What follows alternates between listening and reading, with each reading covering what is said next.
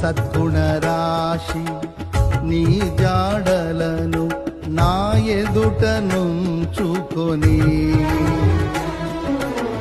గడచిన కాలం సాగిన పయనం నీ కృపకు సంకేతమే.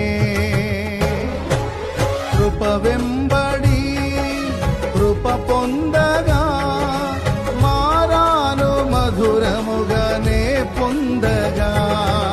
కృప వెంబడి కృప పొందగా మారాను మధురముగానే పొందగా.